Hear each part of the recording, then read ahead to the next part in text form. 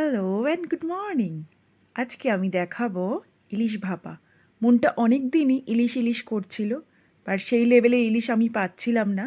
তো আজকে আমি ডায়মন্ড হারবার থেকে আসা ইলিশ খোঁজ পেয়েছি ইলিশের। 800 টাকা করে কিলো ছিল, 1200 টাকা করে কিলো ছিল। তো আমি নিয়ে নিয়েছিলাম ইলিশ। আমার বন্ধুর সাথে মাছের বাজারে গেছিলাম, আর সেদিন অফুরন্ত বৃষ্টি। তো ইলিশ খাওয়ার একদম পারফেক্ট টাইম। তো ফার্স্টে আমি নিয়ে নিলাম সর্ষে পোস্ত গুঁড়োর, যেটা পাওয়া যায় সানরাইজের, সেটা জল দিয়ে গুলিয়ে নিয়েছিলাম। তারপরে মাছে মাখিয়ে নিলাম, ভালো করে মাখাচ্ছিলাম যাতে, এটা তো ইলিশ ভাপা হচ্ছে। তো আমি 3টে পিস নিয়েই এটা রেডি করছিলাম।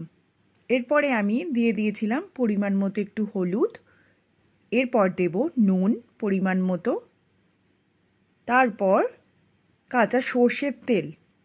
এটা দিয়ে আমি মাছটাকে ভালো করে মেখে নিচ্ছিলাম যাতে একদম ডুবো ডুবো করে মাখা হয়ে যায়।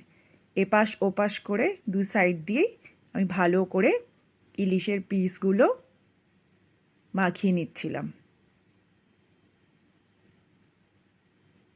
তো এরপর আমি এর ওপরে দেব কাঁচা লঙ্কা।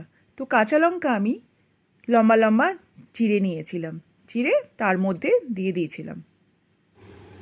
এরপর আমি আমার যে স্টিমারের মধ্যে একটু জল দিয়ে, জলটা যখন গরম হয়ে ভাপ উঠছিল, তার মধ্যে আমি ইলিশটা দিয়ে দিলাম। এরপর 10 মিনিট পরই আমার ইলিশ ভাপা একদম রেডি। দেখতে যা অপূর্ব লাগছিল, খেতেও কিন্তু অপূর্ব। বন্ধু, তোমরাও করো আর খাও, দারুণ ছিল।